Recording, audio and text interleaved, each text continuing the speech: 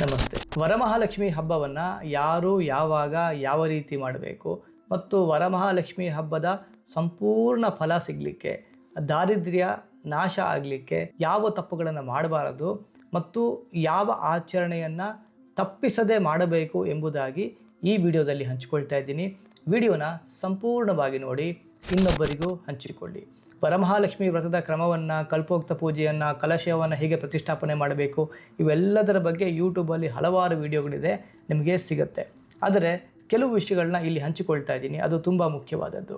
ಯಾವುದೇ ಕಾರಣಕ್ಕೂ ನಾವು ವರಮಹಾಲಕ್ಷ್ಮಿ ಹಬ್ಬವನ್ನು ಮಾಡಬೇಕಾದರೆ ಕೇವಲ ಲಕ್ಷ್ಮಿಯ ಆರಾಧನೆಯನ್ನು ಮಾಡಿದರೆ ಅದು ಫಲವನ್ನು ಕೊಡೋದಿಲ್ಲ ಅಂತ ಹೇಳುತ್ತೆ ಶಾಸ್ತ್ರ, ಮತ್ತು ಇದು ಹಿರಿಯರ ಕಿವಿ ಮಾತು ಕೂಡ ಹೌದು. ಯಾವತ್ತೂ ಅಷ್ಟೇ ಲಕ್ಷ್ಮೀ ನಾರಾಯಣ ಇಬ್ಬರ ಉಪಾಸನೆಯನ್ನು ಒಟ್ಟಿಗೆ ಮಾಡಿಕೊಳ್ಬೇಕು. ಆ ನಾರಾಯಣನನ್ನು ನಮಗೆ ಪರಿಚಯ ಮಾಡಿಕೊಡೋದು ಲಕ್ಷ್ಮಿ, ತಂದೆಯ ಪರಿಚಯವನ್ನು ಮಾಡಿಕೊಡೋದು ತಾಯಿ. ಹಾಗೆ ಲಕ್ಷ್ಮಿ ತಾಯಿ ನಮಗೆ ಗುರುವಿಗೆ ಸಮಾನರು. ಆದ್ದರಿಂದ ಗುರುವಿನ ಮಂಡಲ ಹಾಕಬೇಕಾದ್ರೆ ಆ ಶ್ರೀ ಎಂಬ ಅಕ್ಷರವನ್ನು ಬರೆದು ಅಲ್ಲಿ ಗುರುವಿನ ಉಪಾಸನೆಯನ್ನು ಮಾಡುವ ಕ್ರಮವೂ ಕೂಡ ಕೆಲವು ಸಂಪ್ರದಾಯದಲ್ಲಿ ಇದೆ. ನಿಜವಾದ ಸಂಪತ್ತು ಯಾವುದು ನೋಡಿ, ನಾವು ಸಂಪತ್ತು ಅಂದ ಕೂಡಲೇ ದುಡ್ಡು ಅಂತ ಅಂದ್ಕೊಂಡ್ಬಿಟ್ಟಿದ್ದೇವೆ. ಸಂಪತ್ತು ಕೇವಲ ದುಡ್ಡಲ್ಲ. ಹೇಗೆ ನಾವು ಜೀರ್ಣಿಸಿಕೊಳ್ಳಲಾಗದ ಆಹಾರ ನಮ್ಮ ಅನಾರೋಗ್ಯಕ್ಕೆ ಕಾರಣ ಆಗುತ್ತೆ, ನಮ್ಮ ಜೀವಕ್ಕೆ ಕುತ್ತನ್ನು ತರುತ್ತೆ, ಹಾಗೆಯೇ ನಾವು ಕಾಪಾಡಿಕೊಳ್ಳಲಾಗದ ಸಂಪತ್ತು ಏನಿದೆಯಲ್ಲ ಅದು ಸಂಪತ್ತಲ್ಲ, ವಿಪತ್ತು. ಈ ಸಂಪತ್ತು ನಮ್ಮ ಭಯ ನಿವಾರಣೆಗೆ ಕಾರಣ ಆಗಬೇಕು, ಆರೋಗ್ಯ ಸುಧಾರಣೆಗೆ ಕಾರಣ ಆಗಬೇಕು, ದೈಹಿಕವಾಗಿ, ಮಾನಸಿಕವಾಗಿ, ಭೌತಿಕವಾಗಿ, ಆಧ್ಯಾತ್ಮಿಕವಾಗಿ ಏಳಿಗೆಗೆ ಮತ್ತು ರಕ್ಷಣೆಗೆ ಕಾರಣ ಆಗಬೇಕು. ಇವತ್ತು ನಾವು ಕಾಪಾಡಿಕೊಳ್ಳಲಾಗದ ಸಂಪತ್ತನ್ನು ದುಡಿದಿಟ್ರೆ ಆ ಸಂಪತ್ತಿಗಾಗಿ ನಮ್ಮ ಮಾನಹಾನಿ ಆಗುತ್ತೆ, ಪ್ರಾಣಹಾನಿಯೂ ಕೂಡ ಆಗುವ ಸಾಧ್ಯತೆ ಇದೆ. ಹಾಗೆ ಸಂಪತ್ತು ಬಂದಾಗೆಲ್ಲ ಮನುಷ್ಯನಿಗೆ ಅಹಂಕಾರ ಬರಲಿಕ್ಕೆ ಸ್ಟಾರ್ಟ್ ಆಗುತ್ತೆ, ಅದು ಕೆಳಗೆ ಬೀಳಲಿಕ್ಕೆ ಕಾರಣ ಆಗುತ್ತೆ. ಆದ್ದರಿಂದ ನಾರಾಯಣ, ಲಕ್ಷ್ಮಿ ಮತ್ತು ನಾರಾಯಣ ಇಬ್ಬರ ಉಪಾಸನೆಯನ್ನು ಮಾಡಿದರೆ ಮಾತ್ರ ನಿಮಗೆ ಆ ವರಮಹಾಲಕ್ಷ್ಮಿ ವ್ರತದ ಸಂಪೂರ್ಣ ಫಲ ಸಿಗಲಿಕ್ಕೆ ಸಾಧ್ಯ. ಆದ್ದರಿಂದ ಲಕ್ಷ್ಮೀ ನಾರಾಯಣ ಇಬ್ಬರ ಉಪಾಸನೆಯನ್ನು ನೀವು ಮಾಡಬೇಕು, ಇದನ್ನು ಮನಸ್ಸಲ್ಲಿ ಇಟ್ಟುಕೊಳ್ಳಿ. ಮತ್ತೆ ಈ ವ್ರತ ಬೇರೆ, ಹಬ್ಬ ಬೇರೆ. ಇವತ್ತು ಸ್ವರ್ಣಗೌರಿ ವ್ರತ, ವರಮಹಾಲಕ್ಷ್ಮಿ ವ್ರತ, ಗಣೇಶ ಚತುರ್ಥಿ ಏನು ಚೌತಿ ಅಂತ ಏನು ಮಾಡ್ತೀರಿ ಅದು ವ್ರತ, ಏಕಾದಶಿ ವ್ರತ. ಈ ವ್ರತಗಳನ್ನು ನಾವು ಹಬ್ಬ ಮಾಡ್ದಂಗೆ ಮಾಡ್ತಾ ಇದ್ದೀವಿ. ವ್ರತಕ್ಕೂ ಹಬ್ಬಕ್ಕೂ ತುಂಬ ವ್ಯತ್ಯಾಸ ಇದೆ. ಈ ವ್ರತ ನಮ್ಮ ದೇಹ, ಇಂದ್ರಿಯ ಮತ್ತು ಅದರಲ್ಲಿ ಇರುವ ದೋಷಗಳೇನಿರ್ಬೋದು, ನಮ್ಮ ಜಾತಕದ ದೋಷಗಳಿರ್ಬೋದು ಅಥವಾ ಪರಂಪರಾಗತವಾಗಿ ಬಂದ ದೋಷಗಳು ಏನಿದೆ ಇವೆಲ್ಲವನ್ನ ದೂರ ಮಾಡಿಕೊಳ್ಳಲಿಕ್ಕೆ ನಮ್ಮ ಹಿರಿಯರು ಕೊಟ್ಟಂತಹ ಅಮೂಲ್ಯವಾದ ಒಂದು ಆಚರಣೆ. ಇಲ್ಲಿ ಡಿಟಾಕ್ಸಿಫಿಕೇಶನ್, ಕ್ಲೆನ್ಸಿಂಗ್ ಪ್ರೋಸೆಸ್ ಆಗಬೇಕು. ವ್ರತದಲ್ಲಿ ಪ್ರತ್ಯಾಹಾರ ಅಂತ ಕರಿತೀವಿ. ಇಂದ್ರಿಯಗಳನ್ನು ಒಳಮುಖ ಮಾಡಿಕೊಳ್ಬೇಕು. ಇಂದ್ರಿಯ ಭೋಗದಿಂದ ನಾವು ನಮ್ಮನ್ನ ಹಿಮ್ಮೆಟ್ಟಿ ಮನಸ್ಸನ್ನ ಅಂತರ್ಮುಖ ಮಾಡಿಕೊಂಡು ಜ್ಞಾನ ಭಕ್ತಿ ವೈರಾಗ್ಯ ಹೆಚ್ಚಾಗುವಂತೆ ಅನುಷ್ಠಾನಗಳನ್ನು ನಿಮ್ಮ ಗುರುಗಳು ಕೊಟ್ಟಂತೆ ಅದನ್ನು ಮಾಡಬೇಕು. ಮುಖ್ಯವಾಗಿ ಆವತ್ತು ಸಾಲವನ್ನು ಮಾಡಿ ಯಾವುದೇ ಆಚರಣೆಯನ್ನ ಮಾಡಬಾರದು. ನಿಮ್ಮ ಆಡಂಬರವನ್ನು ಭಗವಂತ ಕೇಳೋದಿಲ್ಲ. ಇದ್ದರೆ ಚೆನ್ನಾಗಿ ಮಾಡಿ. 4 ಜನಕ್ಕೆ ಕಾಣಬೇಕು ಅಂತ ಸಾಲ ಮಾಡಿ ನೀವು ಆಚರಣೆಯನ್ನು ಮಾಡ್ತೀರಿ ಅಂತಾದರೆ ಅದು ಪುಣ್ಯ ಅಲ್ಲ, ಅದು ಇನ್ನಷ್ಟು ಪಾಪ ಮಾಡಿದಾಗೆ ಆಗ್ತದೆ. ಭಗವಂತನಿಗೆ ಒಂದು ತುಳಸಿ ದಳ, ನೀರು, ನಿಮ್ಮ ಮನೆಯಲ್ಲಿರುವ ಕಳ್ಳು ಸಕ್ಕರೆ, ಒಂದು ದ್ರಾಕ್ಷಿ ಇಷ್ಟು ಸಾಕಂತ. ಅದಕ್ಕಿಂತ ಜಾಸ್ತಿ ಅವನೇನನ್ನು ಕೇಳೋದಿಲ್ಲ.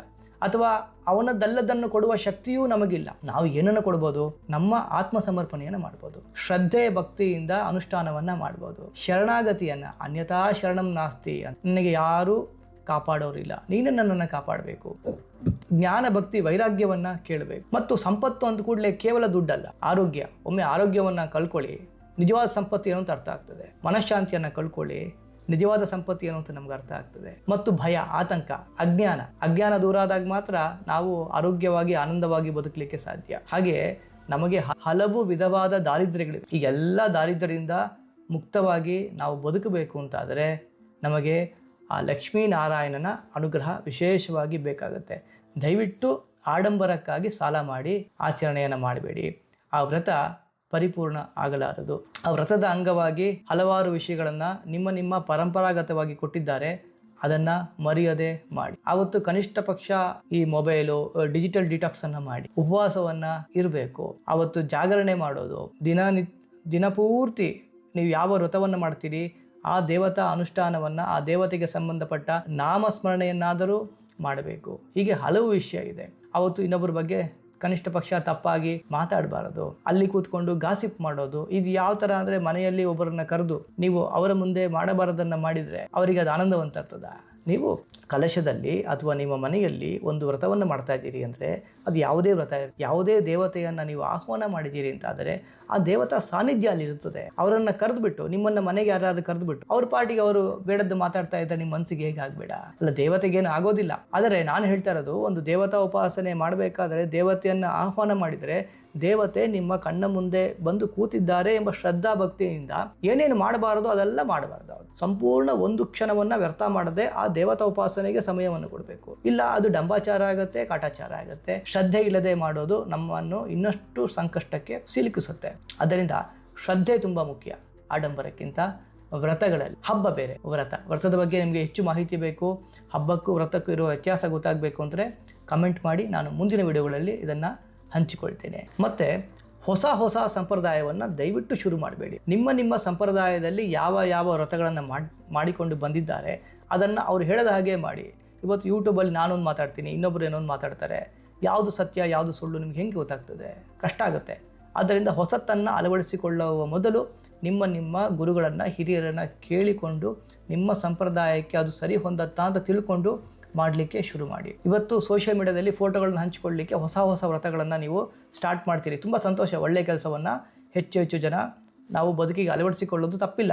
ಆದರೆ ಕೆಲವು ವ್ರತವನ್ನು ಮಾಡಿದಾಗ ಅದು 3 ವರ್ಷ, 5 ವರ್ಷ, 10 ವರ್ಷ ನಿರಂತರವಾಗಿ ಮಾಡಬೇಕು ಎಂಬ ವಿಧಿ ಇರ್ತದೆ. ನೀವು ಒಮ್ಮೆ ಮಾಡಿಬಿಟ್ಟು ನೆಕ್ಸ್ಟ್ ವರ್ಷ ನಾನು ಮಾಡೋದಿಲ್ಲ ಅಂತ ಬಿಡ್ತೀರಿ ಅಂತಾದರೆ ಅದು ಇನ್ನಷ್ಟು ಸಮಸ್ಯೆಗಳನ್ನು ನಿಮ್ಮ ಬದುಕಿಗೆ ತರುವ ಸಾಧ್ಯತೆ ಇದೆ. ಆದ್ದರಿಂದ ಯಾವುದನ್ನೇ ಶುರು ಮಾಡಲಿಕ್ಕೆ ಮುಂಚೆ ಯಾವ ಆಚರಣೆಯನ್ನು ಶುರು ಮಾಡ್ತಾ ಇದ್ದೀರಿ, ಆ ದೇವತೆ ಯಾರು, ಮಂತ್ರ ಯಾರು, ಅದನ್ನು ಮಾಡಿದರೆ ಏನು ಲಾಭ, ಮಧ್ಯ ಬಿಟ್ಟರೆ ಎಂತಹ ಸಮಸ್ಯೆಗೆ ಸಿಕ್ಕಾಕೊಳ್ತೀರಿ, ಇವೆಲ್ಲವನ್ನು ತಿಳ್ಕೊಂಡು ಹೊಸ ಆಚರಣೆಯನ್ನು ಬದುಕಿಗೆ ತಂದುಕೊಳ್ಳಿ. ಈಗ ನಾನು ಹಾಕೋ ವಿಷಯನೂ ಅಷ್ಟೇ, ಇದು ಎಜುಕೇಷನ್ ಅಲ್ಲ, ಇದೊಂದು ಅವೇರ್ನೆಸ್ಸು. ನೀವು ಇದನ್ನು ಹೀಗೆ ಯಥಾವತ್ತಾಗಿ ತೆಗೆದುಕೊಂಡು ಅವ್ರು ಹಾಕೋ ಮಂತ್ರ ತಗೊಂಡು ಎಲ್ಲ ಮಾಡಲಿಕ್ಕೆ ಹೋಗಬೇಡಿ. ಮಂತ್ರಗಳಿಗೆ ಈಗ ನಾಮಸ್ಮರಣೆಗೆ ಯಾವುದೇ ಉಪದೇಶ ಬೇಕಾಗುವುದಿಲ್ಲ. ಆದರೆ ವೈದಿಕ ಮಂತ್ರಗಳನ್ನೆಲ್ಲ, ನೀವು ತಾಂತ್ರಿಕ ಮಂತ್ರಗಳನ್ನು, ಬೀಜ ಮಂತ್ರಗಳನ್ನೆಲ್ಲ ಕೇಳದೆ ಅವ್ರು ಹೇಳ್ತಾರೆ ಏನೂ ಆಗೋಲ್ಲ ಮಾಡಿ ಅಂತ. ಬೆಂಕಿಗೆ ನಿಮ್ಮ ಕೈಯನ್ನು ನೀವಿಟ್ಟರು, ಇನ್ನೊಬ್ಬರು ತಗೊಂಡು ಹೋಗಿ ನಿಮ್ಮ ಕೈಯನ್ನು ಬೆಂಕಿಗೆ ಇಟ್ಟರು, ಕೈ ಸುಡೋದು ನಿಮ್ಮದೇ. ಅದರಿಂದ ಸ್ವಲ್ಪ ಎಚ್ಚರಿಕೆಯಿಂದ, ವಿವೇಚನೆಯಿಂದ ಹೊಸ ಸಂಪ್ರದಾಯವನ್ನು ಶುರು ಮಾಡಿ. ನಿಮ್ಮ ಸಂಪ್ರದಾಯವನ್ನು ಮರೆಯದೆ ಮಾಡಿ. ಅಥವಾ ಯಾರಾದರೂ ಒಳ್ಳೆ ಗುರುಗಳಿದ್ದಾರೆ ಅಂತಾದರೆ ಅವರನ್ನು ಭೇಟಿ ಮಾಡಿ, ಈ ವ್ರತ ನನ್ನ ಸಂಪ್ರದಾಯಕ್ಕೆ ಸರಿ ಹೊಂದುತ್ತಾ, ನಾನು ಮಾಡಬಹುದಾ, ವಿಧಿ ನಿಷೇಧಗಳನ್ನು ಸರಿಯಾಗಿ ಉಪದೇಶ ತೆಗೆದುಕೊಂಡು ಮಾಡಲಿಕ್ಕೆ ಶುರು ಮಾಡಿ. ಇಲ್ಲ, ಬಹುತೇಕ ಜನರಿಗೆ ಸಮಸ್ಯೆ ಆಗಿರೋದನ್ನು ನಾನೇ ನೋಡಿದ್ದೇನೆ. ಅದು ನಿಮ್ಮ ಬದುಕಲ್ಲಿ ಆಗಬಾರದು ಎಂಬುದಷ್ಟೇ ನನ್ನ ಕಳಕಳಿ. ದೇವತಾ ಉಪಾಸನೆಯನ್ನು ಯಾವುದ್ರಲ್ಲಿ ಮಾಡಬೇಕು ಅಂತ ನೀವು ಕೇಳ್ತೀರಿ. ನಿಮ್ಮ ಸಂಪ್ರದಾಯವನ್ನು ಪಾಲಿಸಿ. ಆದರೆ ಈ ದೇವತಾ ಉಪಾಸನೆಯನ್ನು ಯಾವುದೇ ಪಂಚಭೂತದಲ್ಲಿ ಮಾಡ್ಬೋದು. ಅಗ್ನಿಯ ಮೂಲಕ ಹೋಮ ಹವನಗಳನ್ನು ಮಾಡ್ಬೋದು, ಆ ದೇವತೆಗೆ ಸಂಬಂಧಪಟ್ಟ ಮಂತ್ರಗಳಿಂದ. ಮಂಡಲವನ್ನು ಹಾಕಿ ಮಂಡಲದಲ್ಲಿ ಆ ದೇವತೆಯ ಆರಾಧನೆಯನ್ನು ಮಾಡ್ಬೋದು. ಕಲಶ ಪ್ರತಿಷ್ಠಾಪನೆ ಮಾಡಿ ಆ ಕಲಶದಲ್ಲಿ ಆ ಭಗವತ್ ಶಕ್ತಿಯ ಆಹ್ವಾನ ಮಾಡಿ ಅಲ್ಲಿ ಆರಾಧನೆಯನ್ನು ಮಾಡ್ಬೋದು ಜಲತತ್ವದಲ್ಲಿ. ಹಾಗೆ ಮಂತ್ರದ ಮೂಲಕ, ಮಂತ್ರ ಉಚ್ಚಾರಣೆ ಮಾಡುವ ಮೂಲಕ ಆಕಾಶ ತತ್ವದ ಸಹಕಾರವನ್ನು ತೆಗೆದುಕೊಂಡು ಅನುಷ್ಠಾನವನ್ನು ಮಾಡ್ಬೋದು. ಇಲ್ಲ, ಯೋಗ ಸಾಧನೆಯ ಮೂಲಕ ಪ್ರಾಣಾಯಾಮ ಮಾಡಿಕೊಂಡು, ಕುಂಭಕವನ್ನು ಮಾಡಿಕೊಂಡು ಒಳಗಡೆ ಸಬೀಜವಾಗಿ ಸಗರ್ಭ ಅಂತ ಕರೀತಾರೆ, ಅಲ್ಲಿ ಬೀಜ ಮಂತ್ರದ ಉಪದೇಶ ಇದ್ದರೆ ಮಾತ್ರ, ನಿಮಗೆ ಆ ಸಾಧನೆಯ ಮಾರ್ಗದ ದೀಕ್ಷೆ ಆಗಿದ್ದರೆ ಮಾತ್ರ ನೀವು ನಿಮ್ಮ ಒಳಗೆ ಆ ಭಗವತ್ ಶಕ್ತಿಯ ಆರಾಧನೆಯನ್ನು ಮಾಡಬಹುದು. ಆದರೆ ಸರಳವಾಗಿ ಈಗಿನ ಸಾಮಾನ್ಯರು ಮಾಡೋದು ಕಲಶ ಆರಾಧನೆ. ಕಲಶದಲ್ಲಿ ದೇವರನ್ನು ಪ್ರತಿಷ್ಠಾಪನೆ ಮಾಡೋದು ಎಲ್ಲರಿಗೂ ಸಹಾಯ ಆಗುತ್ತೆ, ಸುಲಭವಾಗುತ್ತೆ ಮತ್ತು ಯಾವುದೇ ತೊಂದರೆ ಇಲ್ಲದೆ ಪ್ರತಿಯೊಬ್ಬರು ಮಾಡಬಹುದು. ಅದರಿಂದ ಈ ಕಲ್ಪೋಕ್ತ ಪೂಜೆಯಲ್ಲೆಲ್ಲ ನಮಗೆ ಕಲಶಾರಾಧನೆ ತುಂಬ ಮುಖ್ಯ ಅಂತ ಮಾಡ್ತಾರೆ. ಕೆಲವು ಕಡೆ ಅಂಕುರಾರ್ಪಣೆ ಅಂತ ಎಲ್ಲ ಇದೆ. ಒಂದೊಂದು ವ್ರತಕ್ಕೆ ಅದರದ್ದೇ ಆದ ವಿಶೇಷತೆ ಇದೆ ಮತ್ತು ಆ ದೇವತೆಗೆ ಸಂಬಂಧಪಟ್ಟ ಮಂತ್ರಗಳು ಮತ್ತು ಆ ದೇವತೆಗೆ ಸಂಬಂಧಪಟ್ಟ ವರ್ಣ ವಿಶೇಷ, ವಸ್ತ್ರ ವಿಶೇಷಗಳು, ಆಮೇಲೆ ಯಾವ ಹೂವಲ್ಲಿ, ಯಾವ ಪತ್ರೆಯಲ್ಲಿ, ಯಾವ ಮಂತ್ರದ ಮೂಲಕ ಅರ್ಚನೆ ಮಾಡಬೇಕು ಅಂತ ಎಲ್ಲ ಇದೆ. ಇವೆಲ್ಲವನ್ನು ತಿಳ್ಕೊಂಡು ಸರಿಯಾಗಿ ಶ್ರದ್ಧೆಯಿಂದ ಮಾಡಿ ಎಲ್ಲರ ಬದುಕಲ್ಲಿರುವ ದಾರಿದ್ರ್ಯ ದೂರ ಆಗಲಿ, ಆ ಲಕ್ಷ್ಮೀ ಕೃಪಾ ಕಟಾಕ್ಷ ಎಲ್ಲರಿಗೂ ಸಿದ್ಧಿಸಲಿ. ನಿಜವಾದ ಸಂಪತ್ತು ಯಾವುದು ಅಂದರೆ ಜ್ಞಾನ, ಭಕ್ತಿ, ವೈರಾಗ್ಯ. ಅದನ್ನು ಆ ದೇವಿಯಲ್ಲಿ ಕೇಳಿ. ಎಲ್ಲರಿಗೂ ಒಳ್ಳೆಯದಾಗಲಿ. ಶುಭ ದಿನ.